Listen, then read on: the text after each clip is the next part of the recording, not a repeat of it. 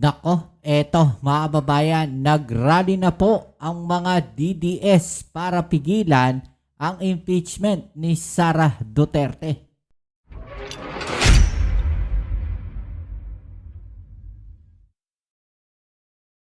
Alright, so welcome back dito sa ating channel dito sa Bobs TV. Okay, so ito mga kababayan, no, tayo nagbabalik at pag-usapan natin mga kababayan dahil ito pong impeachment ni Sara Duterte ay talagang mainit na mainit po at nag-rally na po itong mga DDS mga kababayan. Sinusubukan po ata nilang pigilan itong impeachment ni Sara Duterte. Talagang lahat po ay gagawin nila para pigilan po itong impeachment ni Sara Duterte dahil ultimo mga kababayan, mga kaalyado po nila no ay pinagbantaan po nila o nagbigay sila ng babala mga kababayan no na yan pong mga boboto sa impeachment ni Sara Duterte. Nako, may kalalagyan. Okay, so yan ang ating alamin ngayon at pag-uusapan. Pero syempre, bago ang lahat, please don't forget to subscribe, like, share, at comment dyan sa comment section. Eto na nga mga kababayan, no? Grabe, no? Ultimo kaalyado nila, no? Pinagbantaan po nila, mga kababayan, na hindi daw po susuportahan. Sanay na sanay talaga etong mga DDS sa pagbabanta. At ito naman po mga DDS mga kababayan ay nag-rally na po. No, yung tinatawag nilang Rage Coalition ay nag-rally po sa Cebu. At ano ba to? May plano ba silang guluhin ang impeachment ni Sara Duterte dyan po sa Kongreso hanggang sa ito'y umabot sa Senado? Okay, so ito po, panoorin natin at pag-usapan natin ito mga balita na to mga kababayan. Right? Let's go. Inday is not alone. Yan ang hirit ng mga taga-suporta ni VP Sara sa Rage Rally sa Cebu. Nagpahayagang ng United Front ang mga grupo, isang araw bago ang inaasahang botohan sa plenaryo ng Kamara, kaugnay sa Articles of Impeachment laban sa Bise. Narito ang Agenda Weekend Report ni Jill Sebandan. Tanghali pa lang itong linggo, sabay ng Mother's Day, puno na ang Casino Espanyol sa Cebu sa pagtitipon ng mga grupong sumusuporta kay Vice President Sara Duterte. Grabe, oh. Yan ang hiyaw ng mga kasapi ng RAGE or Reform Alliance for Accountability, Good Governance and Ethics. We'd like to tell the whole world and the whole Filipino nation that Inday is not alone. Bakit kaya ayaw nilang harapin ni Sara Duterte yung impeachment mga kababayan? Sa dami po ng ebidensya na ipinakita, no, aminado kaya sila na impeachable etong si Sara?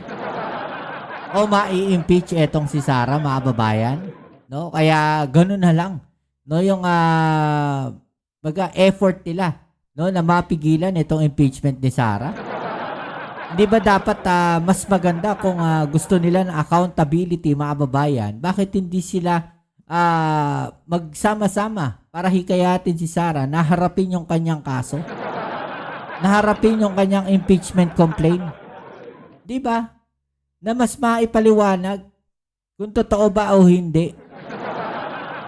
Sabagay, alam niyo mga babae, mahirap talagang paliwanagan yung mga taong sarado na ang isipan. No, na wala na parang bulag na sila sa katotohanan mga kababayan. Diba? Dumalo ang Duterte ally na si dating COMELEC Commissioner Attorney Rowena Guanzon. For me, it's very important na sumali ako kasi Bisaya ako eh. It is my honor to be here to show my full support to VP Sara Duterte for President in 2028. Present din ang iba pang mga personalidad sa Visayas katulad ni Attorney Regal Oliva. So it's important that not only are we united in alliance, but we are also united as one ethical group towards the betterment and a more developed country like the Philippines. Hindi rin maisasantabi ang isyu na patuloy na pagditinay ni dating Pangulong Rodrigo Duterte sa ICC Detention Facility at nakatakdang first status conference sa kasong Crimes Against Humanity trial laban kay FPRRD sa May 27. Sabi ni dating House Speaker Pantaleon Alvarez, Ito ang higala na si former President Rodrigo Duterte. Hold on. Fight lang. bago mag-alas 3 ng hapon, puno na ang Salon de España. Lahat ng mga pribadong individual at grupo, iisa ang panawagan. For the raids, I just really hope, and to all the parallel groups na under the raids, I really hope na mas mapalakas pa and then united ang buong parallel groups or organization involved with this raids po. Ayon sa pinsan ni VP Sara na si Congressman Harold Duterte, bukas posibleng pagbobotohan na rin sa House Plenary ang impeachment laban sa Vice. Sana hindi ma-impeach. Pinangunahan ni Davao City Mayor Baste Duterte ang unang malaking pagkilos Barbie. sa Cebu, kung saan may aabot daw sa 600 parallel groups nationwide ang koalisyon. Matapos ang Rage Coalition dito sa Visayas, partikular sa Cebu, tutungo naman ang Rage Coalition sa Mindanao. Iisa pa rin ang panawagan na suportahan ang Vice Presidente Sara Duterte para sa Nako, yan mga kababayan. Ano? Naghahakot na sila. No, ng suporta para kay Sara Duterte. At ito nga, no, meron pong babala etong PDP laban, mga kababayan. No, yung mga susuporta daw po sa impeachment ni Sara Duterte. No, may kalalagyan. Ha? Oh, tuloy natin. Isang araw bago ang nakatakdang pagsalang sa plenaryo ng Kamara ng Committee Report at resolusyong nagtatakda ng Articles of Impeachment laban kay Vice President Sara Duterte, naglabas ng maanghang na pahayag ang PDP laban sa gitna ng mariing pagtutol sa proseso ng impeachment. Grabe, no? Takot na takot sila sa impeachment ni Sara. Di ba dapat mas ano sila? Mas push nila, no? Itong impeachment na to, suportahan nila. Di ba mga kababayan? Kasi imagine ninyo, partido kayo. No? At kayo ay mga politiko na ibinoboto ng taong bayan. Bakit yung impeachment ni Sara Duterte na nasa konstitusyon ay pinipigilan ninyo? No, bakit pinipigil ninyo na malaman ng taong bayan kung totoo ba o hindi yung mga akusasyon kay Sara Duterte? Aminado ba kayo? No, na lahat ng akusasyon sa kanya ay totoo? Kaya pilit ninyong pinipigilan imbis na i-push ninyo, no, para sa kapakanan ng taong bayan, no, pinipigilan ninyo, mga babayan. No, pinipigilan nila yung impeachment ni Sara Duterte. Para ano? Bakit ninyo tinatakot yung ultimo mga kamiyembro ninyo sa PDP? Tinatakot ninyo para wag bumoto sa impeachment ni Sara Duterte? Bakit? Anong meron? Para saan? Hindi ba dapat ang pinagsisilbihan ninyo ay taong bayan? Alam nyo, simple lang yan, no? Natatakot siguro sila, mga babayan, na baka ultimo miyembro po, no, ng PDP ay suportahan itong impeachment ni Sara Duterte. Kapag nangyari yon, mga kababayan, ibig sabihin, no, gumuguho na rin itong partido po nila. Kasi, mga babayan, kung ang isang politiko, no, ay miyembro po ng kanilang partido at yan po ay sumuporta sa impeachment ni Sara Duterte, hindi naman ibig sabihin nun na kontra siya, no, kay Sara Duterte.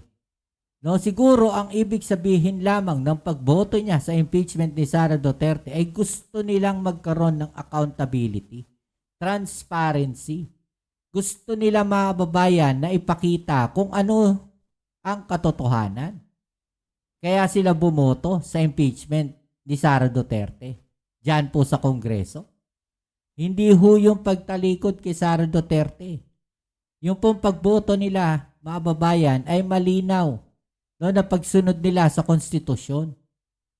Diba? Malinaw po yun, mga kababayan, na yung pagboto nila, no, ng mga miyembro po ng PDP Laban dyan po sa Kongreso ay gusto nilang malaman ang katotohanan. Kaya bakit kailangan ninyong takutin? Diba? Kasalukuyang pinangungunahan ang partido ni Davao City Mayor Sebastian Baste Duterte na kababatang kapatid ng pangalawang Pangulo. Ayon sa PDP Laban, ang sinumang opisyal na Ang sino mga opisyal na boboto pabor sa impeachment ni VP Sara Duterte ay hindi maaaring umasa ng pampolitikang kanlungan sa PDP Laban. O edi bumoto kayo, di naubos yung ano nila. Anong problema? Ang daming partido na pwede ninyong lipatan. Especially yung mga partido, no, na nag-push ng impeachment ni Sara. Pwede kayo lumipat nun. Napakadali nun. Diba? Uso naman yan eh. Yung nagtatalo na ng partido kapag pagka-eleksyon na. O, kung hindi kayo susuportahan ng PDP Laban, edi tumalong kayo sa ibang partido na susuportahan kayo. Diba mga babayan? Ganun kasimple yun. Baka suportahan din kayo ng mga partido na yon, no, na nag-push ng impeachment ni Sara Duterte. At baka, no, sa pag-push po ninyo ng impeachment ni Sara Duterte, ay baka mas marami pa kayong makuha suporta. Handaan ninyo sa baluarte ninyo. Hindi lang ho puro Duterte. Hindi lang ho puro Duterte supporters na nandiyan dyan. Halo-halo po yan. Kaya kung tinatakot kayo, no, yan po, mga babayan, ay malinaw o ebidensya na sila ay natatakot na ma-impeach itong si Sara Duterte. Diba? Kasi tinatakot kayo, huwag kayong bumoto. Di parang pinanghawakan na rin kayo niyan. Papayag ba kayo, no, na gagawin kayong sunod-sunuran? Oh. May sarili kayong pag-iisip, may sarili kayong desisyon. Ang daming partido dyan na pwede ninyong lipatan. Diba? boto pabor sa impeachment ni VP Sara Duterte ay hindi maaaring umasa ng suportang pampolitika mula sa partido. Hindi rin sila papayagang lumipat sa partido. Ito malinaw, mga babayan. No? Ito malinaw, mga babayan, na panggigipit sa kanila. Imagine ninyo, hindi sila papayagan lumipat ng partido. Anong tawag dyan, mga babayan? Staging yan, mga babayan. Ha? Hindi kayo palilipatin ng partido, stage kayo. So wala kayong choice. Dahil hindi uusad yung inyong hindi uusad yung inyong political career pagka hindi kayo nakalipat ng partido. So hostage kayo. Diba? Malinaw po yan ang panggigipit. Para suportahan ninyo para hindi ninyo suportahan yung impeachment ni Sara. Imagine ninyo ano yung ginagawa nila. Wala. No? Ano na to? Itong PDP Laban, mga babayan, desperado na po itong mga to. Gitna nito binigyan diin ng PDP Laban na hindi ito pananakot. Pero ayon sa Makabayan lawmakers, pamumulitika ang ginagawa ng partido. At dahil hindi umano mapabulaanan ng Vice Presidente ang mga ebidensya laban sa kanya, nauwi sa pagbabanta ang mga kaalyado nito.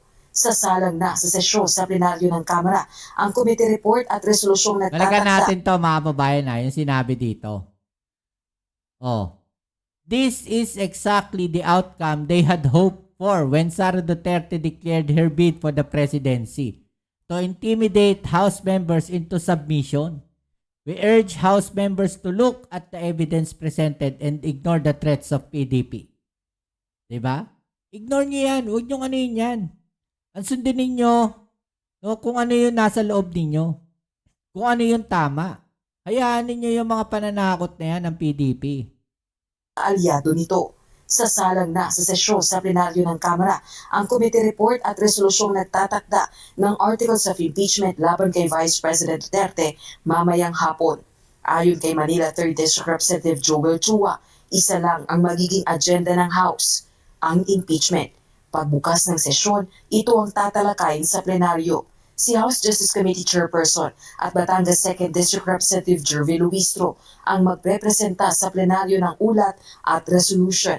Kasunod nito, bubuksan ang floor para sa diskusyon at debate. Ayon sa House Justice Committee Chairperson, kahit ang mga kongresistang kaanak ni VP Duterte, maaaring magsiyasat at magtanong sa committee report at resolusyon. There will be debate after the sponsorship speech, and I think everybody will be given the opportunity to participate in the debate. We will be given the opportunity to defend the committee report, no? To defend the findings of probable cause, to defend the articles of impeachment.